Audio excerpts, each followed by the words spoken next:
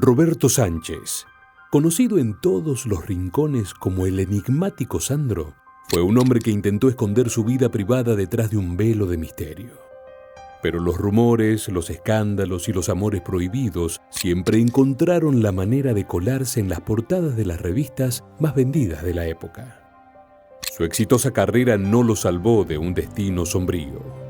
Problemas de salud lo acosaron hasta su último aliento tras un trasplante de pulmón que sellaría su destino. Pocos conocen lo último que le susurró al médico antes de la cirugía, cuyas primeras palabras de aquella frase fueron: si me dieras solo un 1% de chance. La chispa de su vida se extinguía lentamente, pero él luchaba por revivir al hombre que una vez fue. ¿Qué ocurrió en sus últimos momentos? ¿Qué sombras lo persiguieron hasta el final? ¿Qué mujeres dejaron marcas indelebles en su vida? Revelaremos todos estos secretos. Es importante antes de continuar mencionarte lo siguiente: si quieres obtener beneficios exclusivos con nuestro canal, puedes hacerte miembro. Es muy fácil. Al hacerlo podrás ver videos censurados que tenemos en privado con acceso solo para quienes sean miembros del canal. Además, haremos una mención especial al final de cada video, poniendo los nombres de todo aquel que sea miembro del canal en modo de agradecimiento por tanto apoyo. Nacido el 19 de agosto de 1945 en la maternidad Sardá de Buenos Aires, Roberto Sánchez, mejor conocido como Sandro, fue el único hijo de Vicente Sánchez e Irma Nidia Ocampo, ambos de ascendencia española. Aunque sus padres quisieron nombrarlo Sandro al nacer, las autoridades se lo impidieron, pero en la década de los 60, Roberto Sánchez adoptaría ese nombre artístico. Sí, es decir, mi madre me quería poner Sandro. ¿Ah, sí? Pero en aquella época estaban de moda los nombres, o sea, de la lista oficial, ¿no? Le puso Roberto, no sé si era por Roberto Escalada, que estaba de moda en esa época. A los 13 años abandonó la escuela secundaria para trabajar junto a su padre en la distribución de vino en Damajuanas. También desempeñó diversos oficios, como repartidor en una carnicería, trabajador en una farmacia y tornero. Fue durante estos años que con mucho esfuerzo compró su primera guitarra a crédito y comenzó a aprender a tocarla, perfeccionando además sus movimientos en el escenario. En 1960, Sandro formó su primer grupo, el Trío Azul, que luego se transformó en el dúo Los Caribes tras la partida de uno de sus integrantes.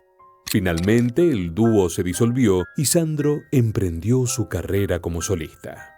Sandro, conocido por su estilo extravagante y por emular los movimientos de Elvis Presley, fue apodado el Elvis criollo o el Elvis latino. A pesar de las comparaciones, su estilo único, lleno de energía y dramatismo, levantó polémica y generó un fenómeno de masas. Te invitaré a bailar rock and roll, nena.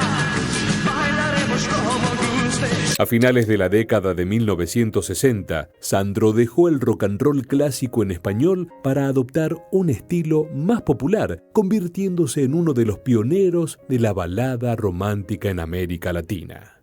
Este género, derivado del bolero, se consolidó como la esencia del pop latino en las siguientes décadas. Sandro aportó a la balada romántica elementos del rock and roll, haciéndola provocativa y atrayente para las masas, especialmente para las mujeres. Su imagen y estilo, cargados de una seducción abierta, hicieron de Sandro un ícono entre las jóvenes latinoamericanas. Su carisma y la irreverencia de su mensaje rompieron con las normas morales de la época, desafiando las ideas establecidas sobre la virginidad y las relaciones prematrimoniales. Este cambio lo catapultó a la fama definitiva en todo el continente, con más de 8 millones de copias vendidas y 52 discos publicados. Canciones como Rosa Rosa, Dame el fuego de tu amor, Penumbras y Una muchacha y una guitarra marcaron a generaciones enteras en América Latina. Yo te amo. Su estatus de sex symbol fue adorado por las nenas, el grupo de fanáticas que lo seguían en cada presentación, aclamándolo con gritos eufóricos tras cada canción. Su fama se extendió tanto que en los años 70, Sandro se convirtió en Sandro de América. Las nenas eran las jóvenes que comenzaron a seguir de cerca la carrera musical de Sandro en la década de los 70. En cada espectáculo su presencia era inconfundible. Cada 19 de agosto se congregaban en su casa de Banfield para celebrar su cumpleaños, dando origen a la tradición conocida como las Batallas del 19. En estas reuniones las fanáticas bailaban y cantaban hasta que Sandro, con su característico carisma, salía a saludarlas. Sorprendentemente, esta costumbre sigue viva hasta el día de hoy. A principios de 1970 se estrenó su tercera y hasta entonces mejor película, Gitano. En abril de ese mismo año, mientras filmaba su cuarto largometraje, Muchacho, Sandro tuvo que interrumpir la producción para viajar a Nueva York. Allí hizo historia al presentarse en el Madison Square Garden, convirtiéndose en el primer cantante latinoamericano en actuar en ese emblemático estadio. Este concierto también marcó un hito mundial, siendo la primera transmisión vía satélite de un espectáculo musical en la historia. Desde el Bell Forum del Madison Square Garden, en la ciudad de Nueva York, asistiremos al primer recital que vía satélite brinda un cantante en el mundo. Y corresponde a América el punto de partida en este tipo de espectáculos. Y lo hará brindando la música y las canciones de una de las personalidades más importantes y avasallantes de este tiempo. Con la orquesta conducida por el maestro argentino Jorge López Ruiz, aquí está el ídolo de América, Sandro. Una de las parejas más estables y reconocidas de Sandro fue Julia Adela Viziani, con quien mantuvo una relación entre 1969 y 1982. En marzo de 1973 comenzaron a circular rumores de boda cuando el cantante le envió desde México unos papeles simbólicos de casamiento que carecían de validez legal, pero expresaban su deseo de formalizar la relación. Sin embargo, la unión nunca se concretó. El problema era que ella estaba separada y en aquella época eso no estaba bien visto, explicó Guiñazú. El año 1992 fue particularmente doloroso para Roberto Sánchez, más allá del escenario donde Sandro brillaba. La pérdida de su madre, doña Nina, tras una larga y ardua batalla contra el cáncer, lo golpeó profundamente.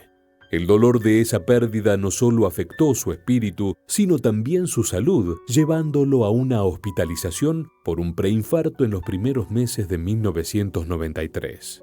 En junio de ese mismo año, Sandro regresó al escenario del Teatro Gran Rex de Buenos Aires con un espectáculo titulado 30 años de magia. Pero el brillo del gitano ocultaba la carga de un cuerpo que ya llevaba 20 kilos de más, una señal visible de las cicatrices internas que la vida le había dejado. Tras esta presentación, Sandro se retiró de los escenarios hasta 1996. Durante esos años, los rumores sobre su salud se multiplicaron, alimentados por sus ausencias y sus esporádicas apariciones. Finalmente, en medio de esas especulaciones, Sandro volvió a los escenarios en el teatro El Círculo de Rosario con su espectáculo Historia Viva.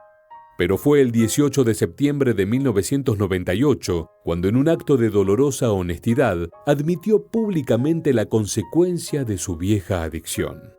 Gracias al cigarrillo, fabriqué artesanalmente durante 40 años un enfisema pulmonar, declaró con sus propias palabras, revelando al mundo la carga que había llevado en silencio. Esta enfermedad afectó directamente su capacidad respiratoria, fundamental para su labor como músico, ya que su voz era su principal herramienta de trabajo. Fui a subir la escalera que lleva de la planta baja a mi dormitorio, que tiene 24 escalones. Subí 7, tuve que parar, estuve casi 2 minutos para reponer el aire. Y cuando subí, me vi en el espejo del baño que me iba poniendo azul y dije, bueno, ya está, quizá esto llegó hasta acá.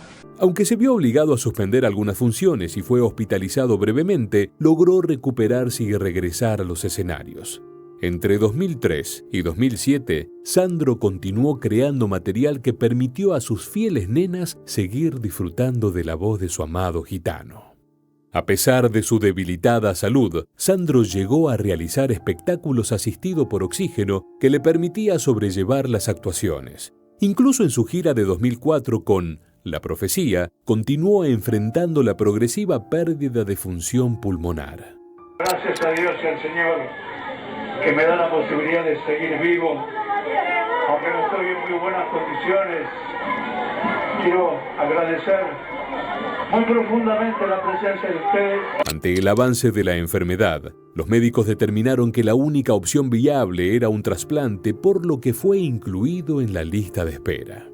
Finalmente, el 20 de noviembre de 2010 en Mendoza, fue sometido a un doble trasplante de pulmón y corazón. Sandro recibió un pulmón y un corazón nuevos en el hospital italiano. Los órganos provenían de un joven de 22 años de Buenos Aires, quien había tomado la trágica decisión de quitarse la vida. La operación fue exitosa y todos celebraban la posibilidad de tener a Sandro por al menos 10 años más, según las expectativas de los médicos. Aunque la recuperación iba a requerir tiempo, todo parecía indicar que Sandro se recuperaría en cuestión de días. Sin embargo, una bacteria no identificada complicó su estado y lo llevó nuevamente a terapia intensiva y al quirófano. Con la valentía que lo caracterizaba, Sandro decidió enfrentarse a la operación a pesar de saber que sus probabilidades eran mínimas. Un 30% de sobrevivir frente a un 70% de morir.